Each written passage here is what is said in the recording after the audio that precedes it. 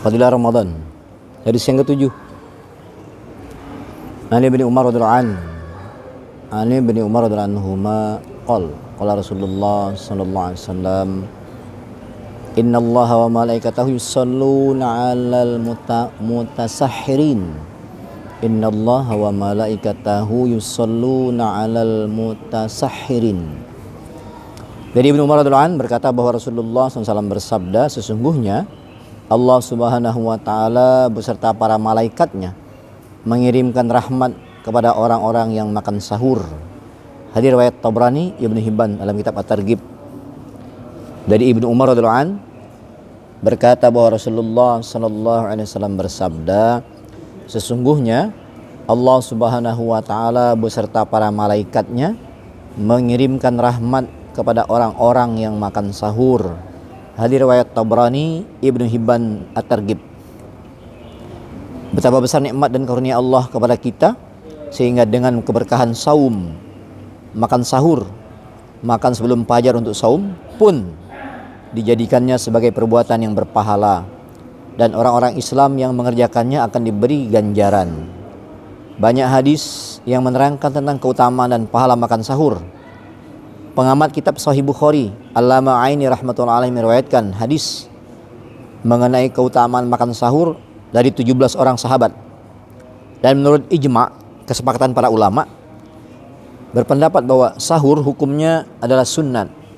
Banyak sekali orang yang karena kemalasannya, karena mereka luput dari keuntungan ini. Ada juga sebagian orang yang makan setelah sholat tarawih dan menganggapnya sebagai pengganti makan sahur. Setelah itu ia tidur, sehingga dia kehilangan pahala makan sahur yang sebenarnya. Karena menurut bahasa, sahur adalah memakan makanan menjelang fajar, sebagaimana ditulis dalam kamus bahasa. Sebagian ulama berpendapat bahwa waktu sahur dimulai sejak tengah malam, dalam kitab Mirqat. Penulis kitab Al-Kashaf, Imam Zamarkashi, berpendapat bahwa malam terbagi atas 6 bagian, dan waktu sahur adalah 1/6 terakhirnya. Bila malam, maksudnya setelah matahari terbenam hingga subuh, terdiri dari 12 jam, maka 2 jam yang terakhir itulah waktu yang tepat untuk makan sahur. Hendaknya diingat bahwa makan sahur pada waktu yang paling akhir adalah lebih besar pahalanya daripada awal waktu, dengan syarat tidak terlalu mengakhirkannya hingga mengakibatkan keraguan dalam saumnya. Banyak hadis yang menerangkan tentang keutamaan makan sahur. Rasulullah SAW bersabda, perbedaan antara puasanya orang kita, perbedaan antara puasa yang kita lakukan dengan puasa yang dilakukan oleh ahli kitab Yahudi dan Nasrani adalah dalam makan sahur yang mereka tidak melakukannya. Rasulullah SAW juga bersabda, bersahurlah karena di dalamnya terdapat berkah yang besar.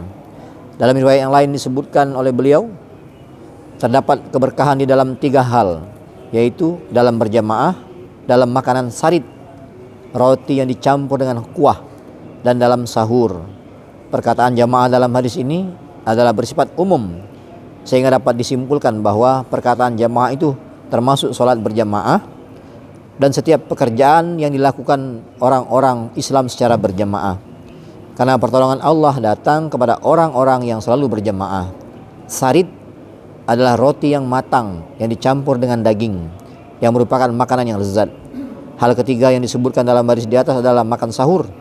Apabila Rasulullah SAW mengundang para sahabat untuk makan sahur, beliau selalu bersabda, marilah makan makanan yang penuh berkah ini bersama-sama denganku. Dalam sebuah hadis yang lain dikatakan, bersahurlah sehingga engkau mendapat kekuatan dalam puasamu, dan tidurlah setelah tengah hari, qailulah, untuk membantu bangun pada akhir malam untuk ibadah. Abdullah bin Haris radhiyallahu anhu meriwayatkan dari salah seorang sahabat, suatu ketika aku mengunjungi Rasulullah SAW ketika sedang makan sahur. Kemudian Rasulullah SAW bersabda, inilah perkara yang penuh dengan keberkahan yang telah dikaruniakan Allah kepadamu. Janganlah kamu meninggalkannya. Dalam berbagai riwayat, Rasulullah SAW sering memberikan dorongan untuk makan sahur, sehingga beliau bersabda, jika tidak ada apa-apa, maka bersahurlah, walaupun dengan sebiji kurma atau seteguk air. Jika tidak ada apa-apa, maka bersahurlah, walaupun dengan sebiji kurma atau seteguk air. Oleh karena itu, orang yang saum hendaknya bersungguh-sungguh dalam meraih keuntungan dan pahala makan sahur yang merupakan kenyamanan dan kemanfaatan serta pahala bagi dirinya sendiri. Namun kesederhanaan adalah sesuatu yang sangat penting, karena mengurangi atau melebihi batas adalah sesuatu yang mendatangkan mudarat. Karena itu jangan makan terlalu sedikit yang menyebabkan kita merasa lemah dalam beribadah. Juga jangan terlalu banyak sehingga menyebabkan kesulitan bagi diri kita sendiri. Banyak hadis yang mengisyaratkan hal itu.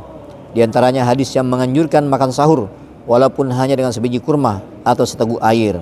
Juga banyak hadis yang melarang kita makan yang berlebihan. Hafiz Ibnu Hajar rahimahullah dalam ulasannya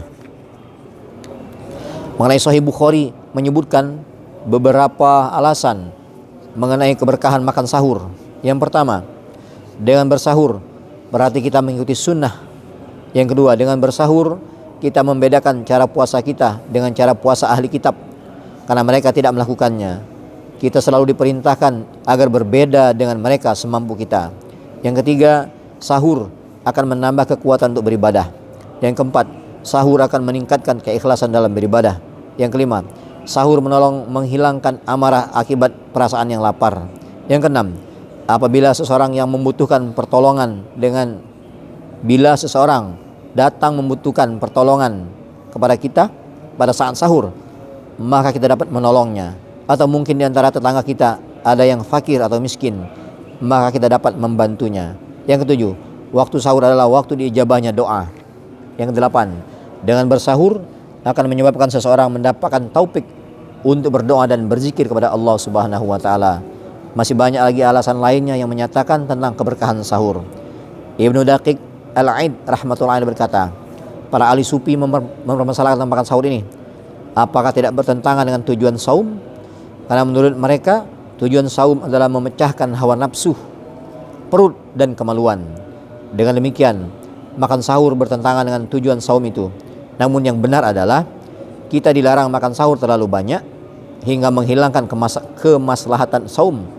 Ini juga kurang baik. Di samping itu, keadaan setiap orang berbeda-beda. Demikian juga pekerjaan dan kemampuannya. Bagi sebagian orang, makan sahur yang banyak akan menghasilkan kebaikan, sedangkan bagi yang lain tidak akan membahayakan walaupun makan sahur hanya sedikit. Jadi sesuai dengan keadaan dan keperluan masing-masing. Mengenai hal ini saya berpendapat pada dasarnya dalam makan sahur dan berbuka puasa adalah mengurangi makan. Namun itu semua berubah-ubah sesuai dengan keadaan dan kebutuhan setiap orang. Misalnya para pelajar yang sibuk mencari ilmu agama, maka bagi mereka sedikit makan ketika sahur dan iftar semata-mata untuk memperoleh manfaat saum itu adalah termasuk ke dalam perbuatan yang membahayakan. Oleh karena itu, yang terbaik bagi mereka adalah tidak mengurangi makan, karena kepentingan ilmu agama dalam syariat adalah lebih diutamakan. Begitu juga bagi para ahli zikir dan orang-orang yang sibuk dalam kegiatan agama lainnya. Mengurangi makan akan menyebabkan mereka tidak dapat melaksanakan kerja agama dengan sungguh-sungguh. Suatu ketika Rasulullah SAW mengumumkan kepada orang yang pergi berjihad, tidak ada kebaikan dalam puasa ketika dalam perjalanan. Padahal puasa ketika itu adalah puasa bulan Ramadan. Namun pada saat itu berjihad lebih penting daripada puasa. Adapun dalam melaksanakan kerja agama yang lebih penting daripada puasa, namun tidak dikhawatirkan menyebabkan kelemahan dan kemalasan, maka mengurangi makan adalah sangat tepat. Allamah Sya'rani rahimahullah mengatakan dalam syarah Iqna, di kalangan kami telah dibuat suatu sumpah bahwa kami tidak akan memenuhi perut-perut kami dengan makanan hingga kenyang, terutama pada malam bulan Ramadan. Adalah lebih baik jika seseorang makan lebih sedikit pada malam-malam Ramadan daripada malam-malam yang lainnya.